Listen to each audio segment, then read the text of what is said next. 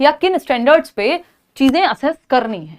For example maths में, English में writing के भी नंबर आपको मिल सकते हैं, या कितने अच्छे से प्रेजेंट किया है आपने चीज को उसके।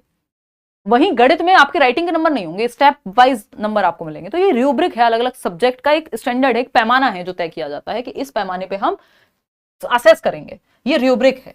तो टू प्रोवाइड के भाई इंट्रोडक्शन के इतने नंबर हैं, फिर बीच के पार्ट के इतने नंबर हैं, ये रूब्रिक है। तो to provide a clear set of criteria for grading and feedback, तो एक क्राइटेरिया, एक पैमाना मिल जाएगा, उसको हम रूब्रिक कहते हैं। चलिएगा क्वेश्चन नंबर 15 पे चलते हैं। क्या कहता है question number 15? Which of the following best describes differentiated instruction. बहुत बार पूछा जा चुका है अलग अलग जगह पे, विभेदी अनुदेशन का सबसे अच्छा वर्णन कौन से एक ऑप्शन में किया गया है, ये आपको बताना है। पहला ऑप्शन है using a single teaching method for all students. देखिए नाम ही है डिफरेंशिएटेड, मतलब बाकी सारे बात जहां पे भी डिफरेंस क्रिएट होता है पूरे पेडागोजी में वहां गलत है, लेकिन डिफरेंशिएटेड इंस्ट्रक्शन एक पॉजिटिव वर्ड है।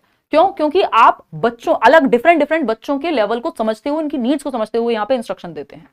ठीक है जी।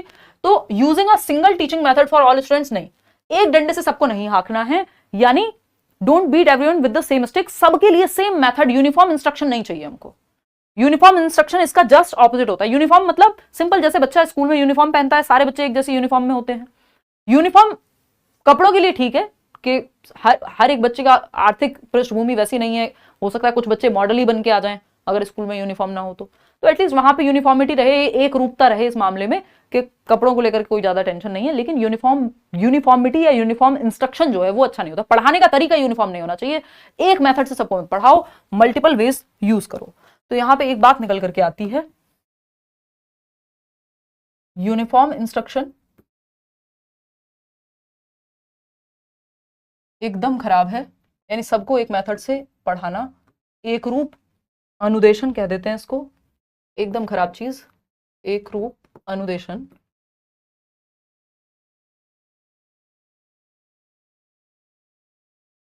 ठीक, वही अगर हम बात करेंगे किसकी, इसको हम रेड फ्लैग करार देंगे। ठीक है, यूज नहीं करना है, ग्रीन से लिखेंगे डिफरेंशिएट, और स्टैंडर्ड इंस्ट्रक्शन लिखा हो तब भी बात वो नेगेटिव की साइड ही जाएगा।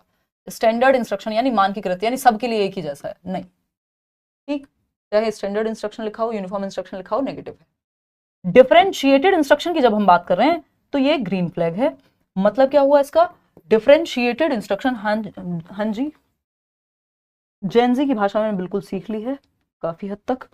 चलिएगा समझते हैं, यानी विभेदी अनुदेशन की जब हम बात कर रहे हैं, यानी डिफरेंट बच्चों की नीड्स को समझते हुए डिफरेंट मेथड्स, डिफरेंट लेवल पे आप सिखा सकें, विभेदी अनुदेशन। तो इंस्ट्रक्शन वही बेहतर है जो अलग अलग बच्चों की नीड्स को केटर कर पाए। ठीक है बात, यानी उनका ध्यान रख पाए नीड्स का, क्योंकि बच्चे जो हैं, भिन्नता होगी क्लास में, डाइवर्सिटी होगी, सारे बच्चे एक जैसे नहीं दिखेंगे आपको। क्लियर है जी बात? तो यहां पे समझ लेते हैं ऑप्शन कौन सा है, adjusting teaching methods to accommodate different learning styles and needs. Yes, एक क्लास के अंदर कई तरह से सीखने वाले बच्चे होंगे। कुछ बच्चे होंगे जिनका लर्निंग स्टाइल अकेले सीखते हैं, कुछ बच्चे हैं जो देख करके सीखते हैं, कुछ बच्चे हैं जो सुन करके सीखते हैं, कुछ बच्चे हैं जो ग्रुप में सीखते हैं, है ना। तो डिफरेंट लर्निंग स्टाइल को केटर कर पाए आप, एकोमोडेट कर पाए, हर बच्चे को सिखाना है आपको। तो इंक्लूसिव एजुकेशन यही कह रही है, जो समावेशी शिक्षा है, एजुकेशन फॉर ऑल। ठीक है जी। थर्ड ऑप्शन है providing extra homework for struggling students, यानी आप एक्स्ट्रा होमवर्क दे देंगे जो बच्चे स्ट्रगल कर रहे हैं। तो आप तो बहुत ही खतरनाक टीचर हैं, है ना, कि एक तो वो पहले ही स्ट्रगल कर रहे हैं, उनको चीजें समझ नहीं आ रही, उनको आपने कह दिया एक्स्ट्रा होमवर्क करके लाना, तो कैसे चलेगा? आपको तो बल्कि उनको समझाना था जहां दिक्कत आ रही थी। ठीक है ना। चलिए खैर आगे बढ़ते हैं। Focusing solely on high achieving student, सिर्फ उन बच्चों पे फोकस करो जो 90% लेकर के आते हैं। 70% वाले का क्या करें, वो क्या जॉब छोड़ दे, आई मीन पढ़ना छोड़ दे? नहीं ना, तो उसको भी अकोमोडेट करना है। तो second option is the right answer. Question number 16 देखिएगा, which pedagogical approach focuses on developing students problem solving skills through real world scenarios, यानी कौन सा शैक्षणिक दृष्टिकोण है या पेडागोजी का तरीका है, शिक्षण शास्त्र का मेथड है जो वास्तविक दुनिया के परिदृश्यों के माध्यम से छात्रों की समस्या समाधान कौशल को विकसित करने पर केंद्रित है। यानी प्रॉब्लम सॉल्विंग स्किल्स, बच्चा समस्या समाधान कर पाए रियल लाइफ सिचुएशंस को ध्यान में रखते हुए। कंस्ट्रक्टिविज्म है, व्यवहारवाद है, बिहेवियरिज्म, ट्रेडिशनल इंस्ट्रक्शन या डायरेक्ट इंस्ट्रक्शन, ये तीनों ही नेगेटिव हैं। आज की डेट में हमको बच्चों को अगर रियल लाइफ से जोड़ना है तो कंस्ट्रक्टिविज्म से जोड़ना होगा, रचनावाद से जोड़ना होगा, जिससे पियाजे, वाइगोस्की, ब्रूनर बिलोंग करते हैं। बच्चा एक्टिव है जहां, सिंपल बात, नो बकवास, ठीक है जी, एक्टिव है। चलिए आगे बढ़ते हैं। क्वेश्चन नंबर 17, इसी पे आपका एनसीएफ बेस्ड है। क्वेश्चन नंबर 17 क्या कहता है, ये कहेगा which of the following teaching strategies emphasises student led inquiry and exploration, यानी कौन सी टीचिंग स्ट्रेटजी, कौन सा मेथड है जो बच्चे को छात्र नेतृत्व यानी बच्चा लीड करेगा, जिसमें बच्चा अन्वेषण कर सकता है, इंक्वायरी कर सकता है, बताइए। पहला है डायरेक्ट इंस्ट्रक्शन। देखिए डायरेक्ट इंस्ट्रक्शन वही है कि टीचर जो है बच्चे के दिमाग में भर रहा है, टीचर सेंटर्ड है, ये बच्चा पैसे होगा यहाँ तो ये एकदम खराब हो जाएगा, वही यूनिफॉर्म इंस्ट्रक्शन जैसा। प्रोजेक्ट बेस्ड लर्निंग या फिर लेक्चर बेस्ड भी थोड़ा पैसे हो जाएगा, बच्चा यहाँ पैसिव ही होगा, निष्क्रिय होगा। लेक्चर में चॉक एंड टॉक का इस्तेमाल होता है, एक तरफा बात होती है ना, और एक तरफा तो कुछ अच्छा नहीं होता। परियोजना आधारित शिक्षा यानी project based learning, project based learning बेहतर है। क्यों? क्योंकि बच्चा एक तो यहाँ ग्रुप में कोई भी एक्टिविटी करेगा, प्रॉब्लम सॉल्व करेगा ग्रुप में, ठीक। इसको हम लर्नर सेंटर्ड या चाइल्ड सेंटर्ड मेथड कहते हैं। प्रोजेक्ट मेथड दिया किसने था? तो W.H. किलपैट्रिक ने, ठीक। और ये आपका प्रैग्मेटिज्म पे बेस्ड है, जॉन डुई वाली फिलॉसफी पे। चलिएगा खैर, नेक्स्ट क्वेश्चन पे चलते हैं। क्वेश्चन नंबर 18 देखिएगा और जवाब दीजिएगा। आसान सा सवाल है आपके सामने। Which one is not related to Piaget's cognitive development, पियाजे के संज्ञानात्मक विकास के सिद्धांत से कौन सा संबंधित नहीं है? पहला ऑप्शन है एसिमिलेशन, फिर है एकोमोडेशन, वेरिफिकेशन और इक्विलिब्रियम। देखो चार फैक्ट्स कह लीजिए या चार फैक्टर्स हैं बेसिकली जो पियाजे की थ्योरी में हम डिस्कस करते हैं। आपको याद हो तो बता दीजिए। Maturation, equilibrium, social interaction, experience या एक्टिविटी फोर्थ। चार इसमें स्टेजेस हैं, SP, CF, sensory motor, pre operational, concrete operational और फॉर्मल ऑपरेशनल, ठीक। एसिमिलेशन, एकोमोडेशन आपको पता है इक्विलिब्रियम के ही अंदर आते हैं।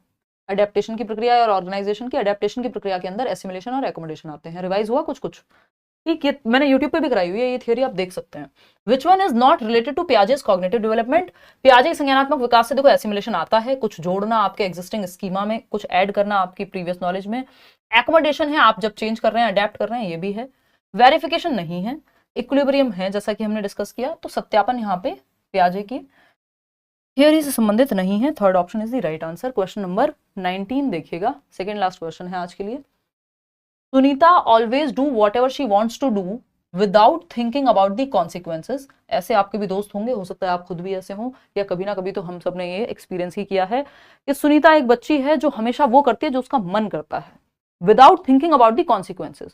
कॉन्सिक्वेंसेज पे बहन सोचती ही नहीं है ना, मतलब कि उसका परिणाम क्या होगा कोई फर्क नहीं पड़ता, अभी कर लेते हैं बाद में देखेंगे। तो सुनीता हमेशा परिणाम के बारे में सोचे बिना जो करना चाहती है वही करती है। तो सिगमंड फ्रॉइड के अनुसार, फ्रूड लिखा हुआ है, सिगमंड फ्रॉइड के अनुसार अगर हम देखें, सिगमंड फ्रॉइड के अनुसार डैश का प्रभुत्व है इनकी पर्सनैलिटी में, कौन सा एक एस्पेक्ट है पर्सनैलिटी का जो हावी है इन पे, बताइएगा। सही जवाब दे रहे हैं आप लोग। ईगो नहीं भाई, ईगो तो रियलिटी बेस्ड है ना, जो आपको पता है कि किसी से कुछ गलत कहोगे तो हो सकता है उल्टा कुछ खतरनाक एक्शन हो जाए, तो कॉन्सिक्वेंस का तो ध्यान रखोगे, तो रियलिटी बेस्ड होते हैं। ईगो तो वास्तविकता को ध्यान में रखते हुए करती है चीजें, ठीक। सुपर ईगो है जो एकदम मॉरल है, इसको रूल्स के अलावा कुछ और समझ ही नहीं आता, जो गलत है तो गलत है, चाहे दुनिया खत्म हो रही हो, ठीक। Id is the right word. Id आपकी पर्सनैलिटी का वो हिस्सा है या वो एस्पेक्ट है जो डिजायर पे चलता है और टोटली अनकॉन्शियस है, मतलब इसको आप डायरेक्टली एक्सेस नहीं कर पाएंगे। तो इड की जब हम बात कर रहे हैं तो इड डिजायर बेस्ड है, जो मन में आया है ना, शुगर है फिर भी चॉकलेट खाए जा रहे हैं, ठीक। तो ये डिजायर पे बेस्ड है, इड है। ये सब बच्चे जनरली इड पे ही वर्क करते हैं, उनको पिताजी की जेब में पैसा हो नहीं हो, बाजार में लेट लेट के रोएंगे, दिला दो, क्योंकि जन्म से होता है इड हमारे अंदर।